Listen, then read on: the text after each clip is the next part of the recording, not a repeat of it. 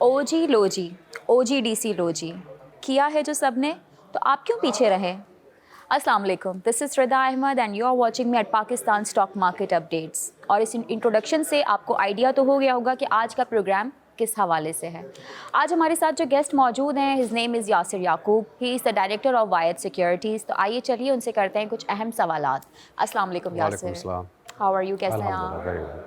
Thank you so much for your precious time again on our channel. So कुछ मैं आपसे आज questions करना चाहती हूँ कि ओजीडीसी और पीपीएल इसमें हैवी डिविडेंड की बातें हो रही हैं और ऐसा लग रहा है कि इन्वेस्टर्स के साथ दोबारा धोखा हो गया है, जिसकी वजह से मार्केट में भी बहुत ज़्यादा पैनिक देखा जा रहा है। तो इस बारे में आप कुछ हमारे व्यूवर्स को बताना चाहेंगे, आपकी क्या राय है?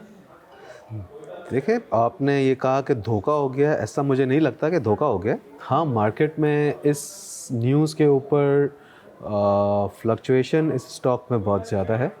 आपको जैसे कि मालूम होगा कि इस स्टॉक ने अपनी मूवमेंट स्टार्ट की है 75 रुपीज़ ऑनवर्ड्स, और फिर वो 108 रुपये तक गया और आज वो 89 का हो गया।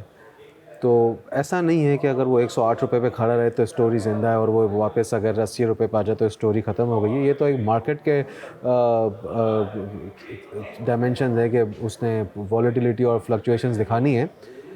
लेकिन मुझे ये बात समझ नहीं आ रही कि अगर हमारे पास ऐसी कोई न्यूज़ है कि उसका डिविडेंड आने वाला है, जैसे कि पूरा ब्रेकडाउन भी दिया था, हमारी कमेटी के हिसाब से आया था कि 540 अरब रुपए वो डिसबर्स करेंगे और फिर इस तरीके से ये डिस्ट्रीब्यूशन में जाएंगे। तो वो कोई एक दिन, 10 दिन या 15 दिन का तो प्रोसीजर नहीं है। Okay. तो वो इट टेक्स टाइम। तो ऑब्वियसली अगर आप मुझसे पूछें तो मैं तो अभी भी ये कहूँगा कि it may take another 3 months और समथिंग। तो हाँ, तब तक इसके अंदर फ्लक्चुएशन ज़रूर रहेगी, लेकिन ऑब्वियसली ये आप मिनिमम 3 मंथ्स कह रहे हैं या मैक्स? नहीं, मतलब ये एक टाइम पीरियड है जो मैं समझता हूँ कि इतना लगना चाहिए कि जाहिर सी बात है, हर चीज़ का एक प्रोसीजर है ना। ओजीडीसी और पीपीएल हमेशा से एक अच्छी अर्निंग करने वाली कंपनीज रही हैं। पे आउट इनका 2-3 रुपए डिविडेंड आता रहता है। लेकिन उसके बावजूद भी ये जो कंपनीज हैं, ये 75 ओजीडीसी, 70 ओजीडीसी और 52 और 55-60 पीपीएल हमेशा यहीं पर ट्रेड होता रहा है। उसकी वजह यही थी कि ये इनके पास कैश का प्रॉब्लम था। अब अगर ये इश्यूज़ जो आईएमएफ की शर्त के अंदर इंक्लूडेड है कि आपका जितना भी सर्कुलर डेट का मसला है वो इसके थ्रू ख़त्म हो सकता है या एटलीस्ट कम हो सकता है फॉर द टाइम बिंग, और फिर नेक्स्ट जो पॉलिसी के हिसाब से वो आने वाले दिनों में बढ़ेगा नहीं। तो अगर हम बात कर रहे हैं 1.6 ट्रिलियन के सर्कुलर डेट की, और उसमें से अगर अभी अनाउंस कर दिया गया है कि एटलीस्ट 540 बिलियन रुपीज़ को डिसबर्स किया जाएगा इस तरीके से, तो ज़ाहिर सी बात है it's gonna take time, it may take 3-4 months. लेकिन ऐसा नहीं है कि लोगों के साथ धोखा हो गया है या ऐसा नहीं होगा। अच्छा, आप इस बात से एग्री नहीं नहीं, करते? एग्री करने की बात नहीं है ना। देखिए, जिस हालात में हमारा इस वक्त मुल्क है, वो उन हालात से हमें निकलना है ना। तो जितनी भी शराइत हमारे सामने आईएमएफ की रखी गई है, वो तो रखी इसलिए गई हैं कि हम इन हालात से बाहर आ जाएं।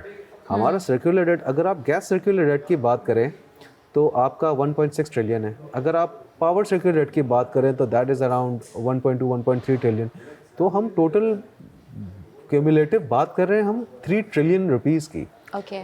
तो मैं तो इनफैक्ट ये भी समझता हूँ कि सिर्फ ओजीडीसी पीपीएल नहीं, पावर के सर्कुलर डेट की भी बात आएगी, लेकिन आज नहीं तो थोड़े टाइम के बाद। लेकिन ये सारी चीज़ें होना ज़रूरी है। तो जिस तरह मैं हमेशा से इसमें पॉजिटिव रहा हूँ कि ये होना है, और जैसे बना हुआ था पाकिस्तान डिफ़ॉल्ट नहीं होगा, डिफ़ॉल्ट की तरफ अब आपको सुनने में आ रहा होगा, ठीक है हम डिफ़ॉल्ट नहीं हो रहे। तो ये जाहिर सी बात, हर चीज़ का प्रोसेस है। अब वो उस चीज़ को भी पूरा माइंड चेंज होने में एटलीस्ट 3 महीने लगे होंगे। जब हमारी बात 2-3 महीने पहले हो रही थी, ऐसा ही था। तो इसको भी 3-4 महीने लग जाएंगे। लेकिन ऐसा नहीं है कि ना होगा, क्योंकि इसमें फ़ायदा सबका है। It's a win win situation. It's not like कि अगर गवर्नमेंट ने ऐसा डिसीजन लिया है तो इनके लिए कोई लूजिंग सिचुएशन है। It's very good. ये अगर ओजीडीसी पीपीएल और श्री नॉर्दर्न साउदर्न की बात करें, 80% जो होल्डिंग्स हैं वो तो गवर्नमेंट के पास है। तो तो अगर हम ये कहते हैं कि गवर्नमेंट ही इसका सर्कुलर रेट उतार के ये गवर्नमेंट के पास ही पैसे आ रहे हैं और वो उसी से आगे डिसबर्स हो रहे हैं, तो ये तो सबके लिए विन विन सिचुएशन है। ओके IMF अगर ये मांग रहा है तो उनके लिए विन सिचुएशन है, शेयर होल्डर्स के लिए विन विन सिचुएशन है, कंपनीज के लिए विन विन सिचुएशन है, आपकी गवर्नमेंट के लिए विन विन सिचुएशन है। तो हारने का तो इसमें कुछ है किसी ही का नहीं। कोई लॉस नहीं है। हाँ, टाइम ज़रूर ले सकता है। तो अगर आप मुझे ये पूछ रहे हैं कि लोग हार गए, तो आप ट्रेडर्स की बात कर रही है मोस्ट प्रोबेबली, फिर आप इन्वेस्टर्स की बात नहीं करिए। मैं ये समझता हूँ कि कोई इन्वेस्टर अगर ये शेयर अपने पास होल्डिंग रखता है, he is not gonna lose, he is not going to lose in these kind of shares at the moment right now. Okay मैं समझता हूँ कि इन शेयर्स के अंदर बिल्कुल रहना चाहिए, और अच्छे रेट पे अगर दोबारा आए, अगर किसी ने बेच दिया है घबराहट में आके, तो ये दोबारा ले लेना चाहिए, वो चलना है। अच्छा, दैट्स ग्रेट। मैं आपसे नेक्स्ट यही पूछना चाह रही थी कि इन्वेस्टर्स को OGDC या PPL से एग्जिट कर जाना चाहिए या स्टे करना चाहिए। आपने जैसे देखिए, दो चीज़ें होती हैं। अगर आप इन्वेस्टमेंट कर रही हैं या कोई भी इन्वेस्टर इन्वेस्टमेंट कर रहा है वो ये सोच के कि हमने ये डिविडेंड तक अपने पास शेयर रखने हैं, फिर तो बेचने का सवाल ही पैदा नहीं होता। लेकिन अगर आप ये कह रही हैं कि जो ट्रेडिंग करने वाले लोग हैं उनका क्या होगा, तो फिर तो जाहिर सी बात है ट्रेडर्स के लिए तो चॉइस है ना, वो कहाँ पर ले, कहाँ पर ख़रीदें और किन रेट्स के ऊपर दोबारा ख़रीद सकें। तो मैं ये समझता हूँ कि ये दोनों सूरतों में हमें इस स्टॉक के अंदर रहना चाहिए। ट्रेडर्स को बस एक अच्छे लेवल पे आके प्रॉफिट टेकिंग करनी चाहिए ताकि वो दोबारा नीचे ले सकें। इन्वेस्टर्स का जहाँ तक सवाल है, उनको इसके अंदर से एग्जिट नहीं लेना चाहिए। मुझे ऐसा लगता है कि ये कहानी एटलीस्ट 2-3 महीने तक ऐसा चलता रहेगा, लेकिन एंड ऑफ द डे ये सॉर्ट आउट हो जाएगा मामला। ओके इंशाल्लाह। अच्छा, नेक्स्ट मैं यासिर आपसे ये पूछना चाहूँगी कि अभी थोड़ी देर पहले जो गवर्नमेंट ने जो सर्कुलर डेब्ट को ख़त्म करने के लिए जो कमेटी बनाई थी, और उस कमेटी के जो मेन मेंबर हैं वो भी यहाँ थोड़ी देर पहले हमारे साथ मौजूद थे। मैं उनका नेम तो यहाँ डिस्क्लोज़ नहीं करना चाहूँगी, थोड़ा सा कॉन्फिडेंशियल मैटर है, बट उनका ये कहना था कि प्रपोज़ल जो है वो आगे फॉरवर्ड किया जा चुका है और वो 3 स्टेप्स हैं जहाँ से उसकी अप्रूवल आनी है। तो जब उनसे डिस्कस हो रहा था तो कुछ पॉजिटिविटी वहाँ से दिखाई नहीं दे रही थी। उनसे बात करने के दौरान हमें कुछ पॉजिटिविटी दिखाई नहीं दी। तो इस मामले में आप काफ़ी पॉजिटिव थे पहले, तो अभी मैं आपसे पूछना चाहूँगी कि still you are positive about this, या आपको क्या कितनी पॉजिटिविटी दिखाई दे रही देखिए, है? जैसे कि मैंने आपको कहा कि इसको वक्त लग सकता है, लेकिन इसमें किसी का नुकसान नहीं है अगर ऐसा हो जाता है। तो अगर किसी का इसमें नुकसान अगर होना अभी फ़ायदा भी नहीं है तो नुकसान भी नहीं है। देखिए, फ़ायदा तो है ना, मुल्क का भी फ़ायदा है, इन कंपनीज़ का भी फ़ायदा है। अभी आप कह रहे थोड़ा टाइम लगेगा ना? देखिए, टाइम मैं वही कह रहा हूँ, टाइम लग सकता है, लेकिन ऐसा नहीं है कि ना होने से किसी को फ़ायदा हो रहा हो। ओके ऐसा नहीं है कि कोई किसी को अपनी जेब से दे रहा है। ये डेट का मामला है और ये सालों से चलता आ रहा है। मैं तो ये समझता हूँ कि फर्स्ट ऑफ ऑल तो ये होना ही नहीं चाहिए था। लेकिन अगर हमारी सूरत हाल यहाँ तक पहुँच गई है कि ये 3 ट्रिलियन तक पहुँच गया है और पानी सर से ऊपर चला गया है, इसका सॉर्ट आउट होना बहुत ज़रूरी है। और इसके हो जाने में किसी का नुकसान नहीं है। तो जब किसी का नुकसान नहीं है तो मुझे नहीं लगता कि इसके अंदर कोई हर्डल्स होंगे। हाँ, प्रोसेस में टाइम लग सकता है, क्योंकि जाहिर सी बात है इसके साथ और दूसरी चीज़ें भी बहुत हैं जो सोचनी हैं। सिर्फ एक ये शर्त नहीं है IMF की। अब IMF की आपको पता है 10 और दूसरी शर्तें भी हैं कि आप अपने रिजर्व्स बढ़ाएं, आप अपने करंट अकाउंट डेफिसिट को नीचे लेके आएँ, आप प्रोडक्शन बढ़ाएं, आप एक्सपोर्ट बढ़ाएं, आप इंटरेस्ट रेट्स बढ़ाएं, आप अपनी इकॉनमी में पैसा जो आपकी रोलिंग हो रही है मनी मार्केट में, वो बेहतर हो जाए। फिर आपका जो डॉलर रेट है वो एक अच्छे लेवल पे आके सस्टेन कर जाए।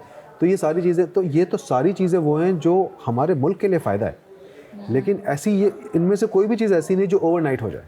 हर चीज़ को वक्त लगता है। आपने देखा होगा 170 रुपये डॉलर पे हम ये कह रहे थे कि इसको यहाँ से नहीं बढ़ना चाहिए, आज 280 रुपये पे खड़े हुए हैं हम। तो अगर इन मामलात को आज यहाँ पर तय नहीं किया गया तो ये 350 पर लोग बोल रहे होंगे 400 नहीं होगा। लेकिन इस वजह से मैं ये कहता हूँ कि इन मामलात का यहाँ पर सॉर्ट आउट होना बहुत ज़रूरी है, ताकि फिर हम इसकी ये बात नहीं करें कि यार डॉलर 300 रुपये नहीं होगा या 350 नहीं, क्योंकि अगर ये सारी चीज़ें नहीं होती आज तो फिर कोई बड़ी बात नहीं है। नेक्स्ट ईयर फिर से हम यही बातें कर रहे होंगे कि यार पाकिस्तान क्या डिफ़ॉल्ट हो रहा है। और इनको सॉर्ट आउट करने का यही तरीका है, प्रोसीजर तो यही है ना, प्रोसीजर यही है।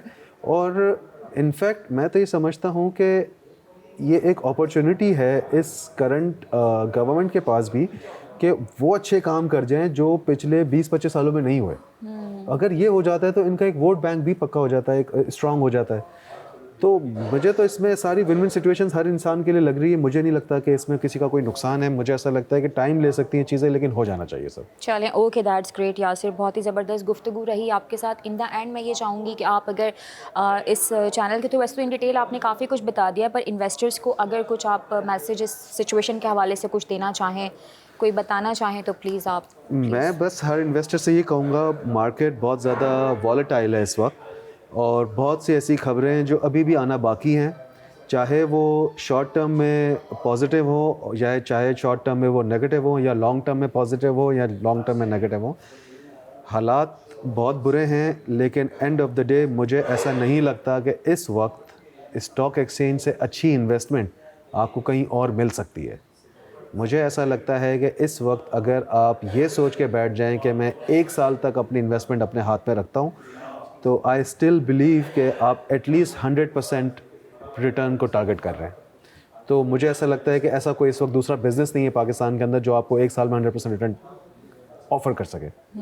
तो ऑब्वियसली रहना चाहिए इन्वेस्टर्स को, बिल्कुल रहना चाहिए और स्ट्रैटेजीज़ के साथ काम करना चाहिए। और वो स्ट्रैटेजीज़ क्या हैं, तरीक़ाकार क्या है, वो आप हमेशा हमसे पूछ सकते हैं, हम बैठे इसीलिए हैं। लेकिन मुझे ऐसा लगता है कि एंड ऑफ द डे यहाँ से कोई नुकसान करके नहीं निकलेगा इस मार्केट से।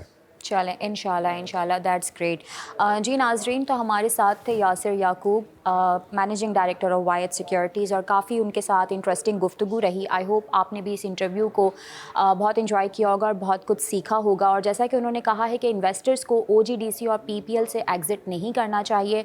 Have patience because good things take time. इंशाल्लाह फिर होगी आपसे मुलाकात, तब तक के लिए मुझे दीजिए इजाज़त। अल्लाह हाफ़िज़।